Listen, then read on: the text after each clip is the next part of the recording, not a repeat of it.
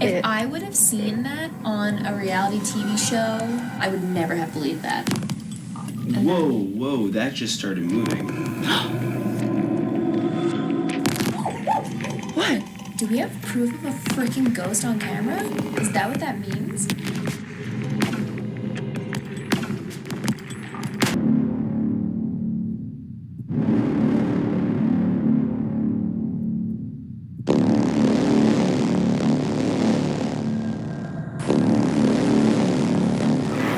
Haunted hotel. We're gonna go to the most haunted. We're gonna do a 24-hour haunted stream, and then we might sneak in one of the basements at night. Okay, one of the basements at night. We're gonna do a 24-hour stream in the basement. We're gonna do the stream in 24 hours in the basement, and we're gonna sneak in there, bro. I'm gonna find some way how to get in there. I'm gonna try to sneak in, do a 24-hour in the basement, bro, with the ghosting, bro. Try to sneak in. So. And stay tuned, bro. Stay tuned.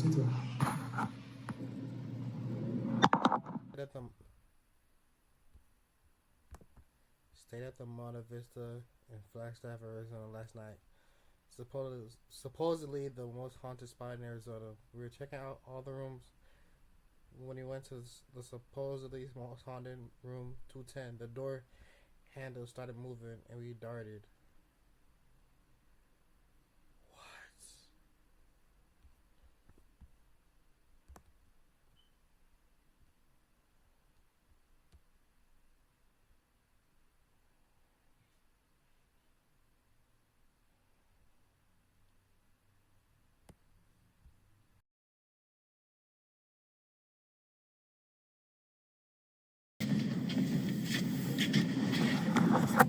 Just watch your head here.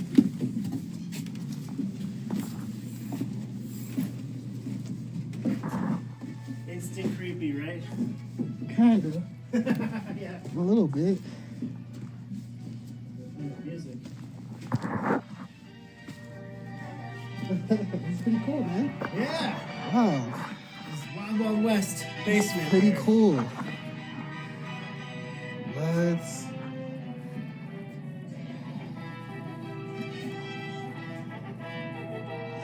So how far does it go?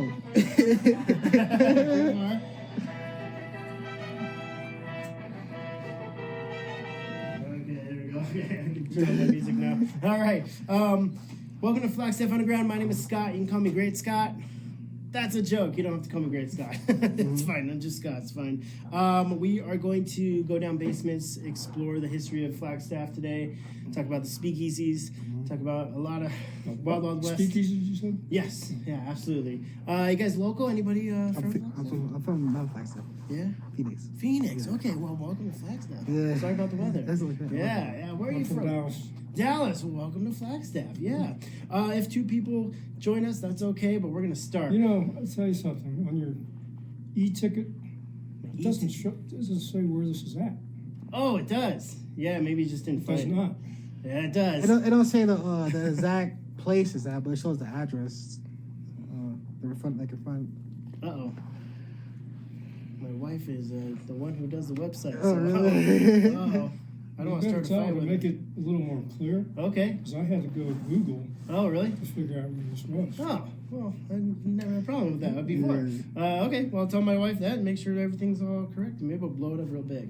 Yeah. All right. At any rate, let me start. Now, I'm going to tell a story. You can wait for your comments and concerns or questions after the story, and then we can move on from there. It's about 75 minutes. We may end it early, though, because there's only two of us, and I can tell more stories that way as well. So here we go. The history of Flagstaff. Let's start with that. 1876, America's 100th birthday. 50 people from Boston came over here to Flagstaff and decided, it was wicked awesome, right? Yeah, wicked. They came over here to survey a trail here. They saw cattle ranchers. What they did was invite the cattle ranchers to a big 4th of July party. And where they trimmed a ponderosa pine tree, they put their flag on it. Maybe they drank a lot. All right, we're founded on a party. Yeah, what a party. All right, so here's a little picture of what the artist interpretation of what happened there. Kind of cool, right? Yeah, look at that. Nice. Yes. Okay, we actually came from a Wild Wild West saloon known as the Senate Saloon. Okay. Now I know hipster coffee shop now. Yeah, go figure. Gentrification. Things change here. All right. A man named Sandy Donahue owned and operated this saloon. He was a big fat guy, oval face, red hair. If he didn't like you, he'd punch you in the nose. That he acted as his own bouncer here at Flagstaff. He was also the police chief at one point, fire chief, worked at the lumber yard as a supervisor, but this was his saloon. And he also had help bringing up the booze here to Flagstaff, so people actually really liked him for that. Can you imagine? 1915, what happened? Prohibition. All right. Sandy Donahue turned this into a soda fountain, sarsaparilla, root beer. Wow. This was the speakeasy, believe it or not. Yeah. We found some relics over here. Come follow me.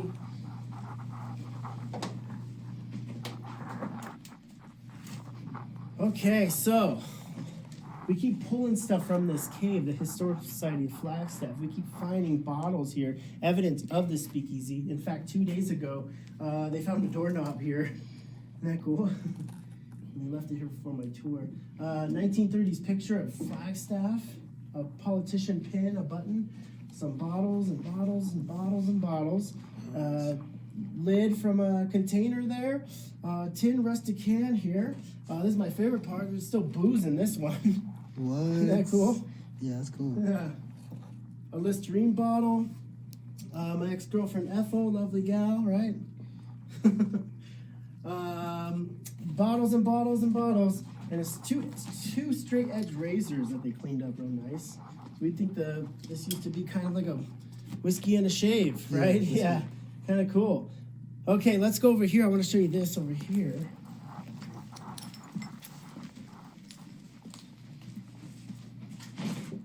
Right there, this big hole right here. What do you think this is? A portal? Kind of. Kind of, yeah. Yeah, this acted as a entrance to upstairs, to the above ground. And behind the staircase was a tunnel leading to the train station. Now, why the train station? Because so they can access it? Yeah. They could load off the booze right to the speakeasy, right? And they could easily get away from the sheriff. If the sheriff popped his head in there, they could easily hop on the train if it was running and say goodbye. There's a labyrinth of tunnel systems down here in Flagstaff. They were mostly known as the steam tunnels because some of them had steam that heated up the buildings here. During the wintertime, they would heat up the buildings and it would be comfortable for them to shop around. Now I say steam tunnels because some of them had steam, most of them didn't. Have steam. This one was the big entrance here. It's funny how the big entrances always either pop up where the brothel was or a saloon was once. So we're going to listen to an audio clip of a man Then there was the steam tunnel. talking about it. Oh, yes. Now, that was fun to explore the steam tunnels, if you had a way to get in. And somebody found a way, and we spent 2 or 3 hours exploring the steam tunnels. And we ended up, I think, in the basement of Dean Roll's house. And, you know, we stuck our head out. Oh, isn't this neat? And then we get right back in like a mole and kept going. And didn't get into any trouble, didn't steal anything or do anything, but big adventure. Kind of, maybe. Well, we're right by the lumber mill, we're right by the train station. Flagstaff needed a hospital. We're underneath Mercy Hospital, believe it or not. Or it's a hat store nowadays. There's also Airbnb you can rent. That's the old doctor's room. Dr. R.O. Raymond lived in the back, worked in the front here. Always seen around town with his 3 corgis, like the queen. Now he's seen tending to his garden in the back as a tall, skinny shadow figure, and guess what you hear?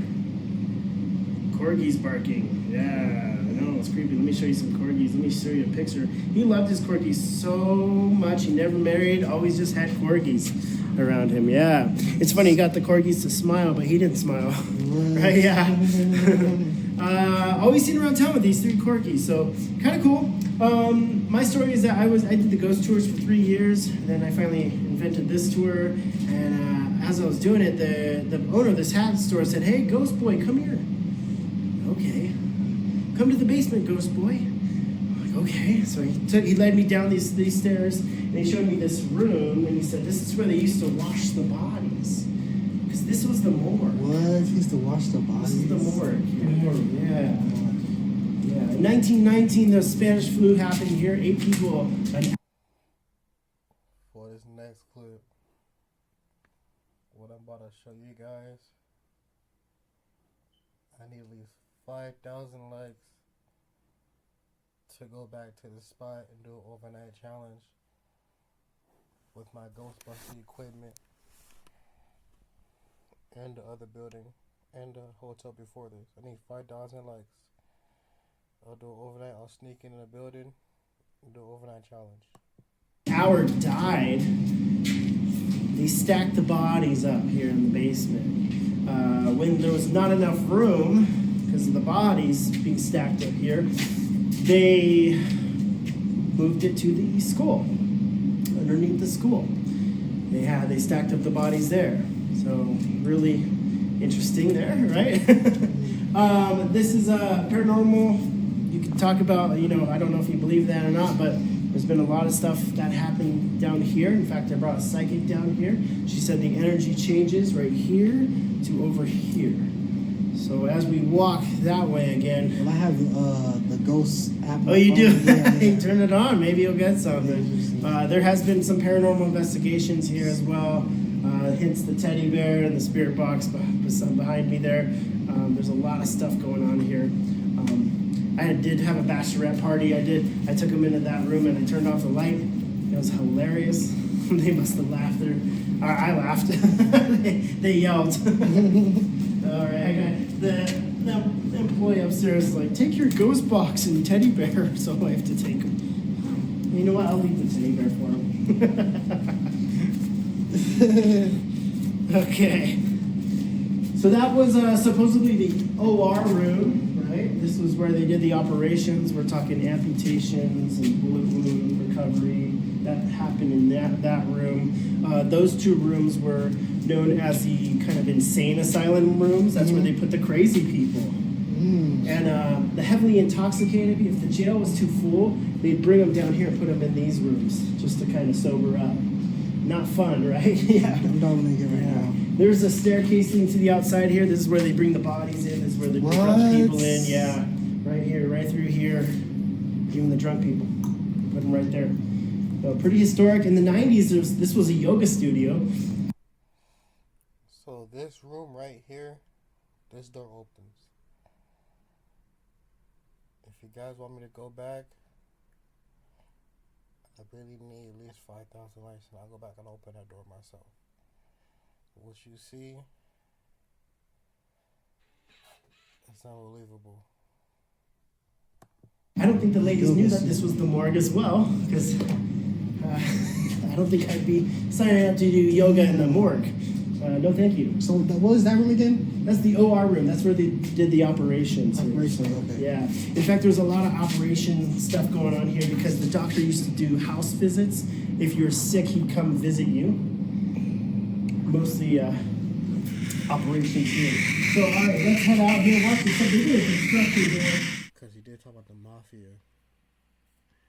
I don't know, they sold a lot of dope, but this next clip right here confirms it. It's really going clean cut. People loved him. Always dressed to the nines. You probably sell drugs? Probably. I don't know. Yeah, probably selling some booze on the side there. Dope. Prohibition. Dope. Yeah. But here's the remnants of the Lame Duck Bowling Alleys. Now, you guys are exclusive. You bought the tour tickets. You have access to the bowling alley. Nobody else does. So it's kind of cool, like a special moment here. Yeah, this is the remnants of the bowling alley. Kind of cool.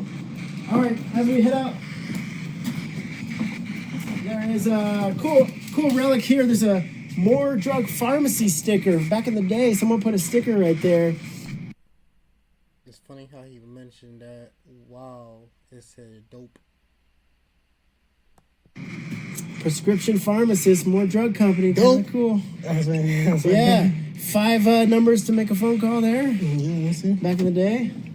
Prescription drugs. Yeah, call your local pharmacist. Damn, what? Yep, and there was also a dumbwaiter over here.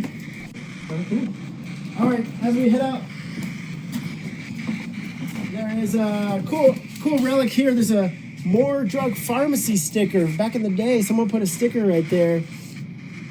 Prescription pharmacist, More Drug Company. Kind of cool. That's right. Yeah, 5 numbers to make a phone call there. Yeah, that's it. Back in the day. Prescription. Yeah. Call your local pharmacist. Damn, what? Yep, and there was also a dumbwaiter over here. That served as the clerk would retrieve a bottle that the pharmacist wanted, put it up on the dumbwaiter. Pharmacist would bring right back up, right up to the pharmacist. Easy access, so kind of cool. It's right over there if you can see it. It's right in the brown there. Dumbwaiter, kind of cool, right? That's crazy. Yeah. That's crazy. Kind of unique. It's still there. Who wants to get on it? No. All right, let's move on over here. All right, let's see. Go ahead, you can get on up there. Go first. This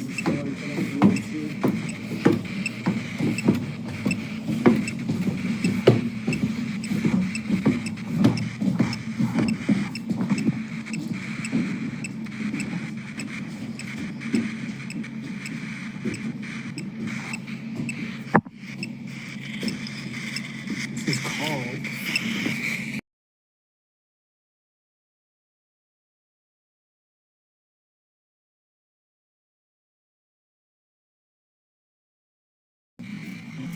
They're kind of cool, right?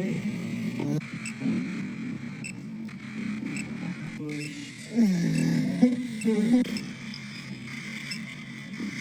is called. They're kind of prescription pharmacist, More Drug Company. Go. Cool. That's right. Yeah. 5 numbers to make a phone call there. Yeah, that's it. Back in the day. Prescription.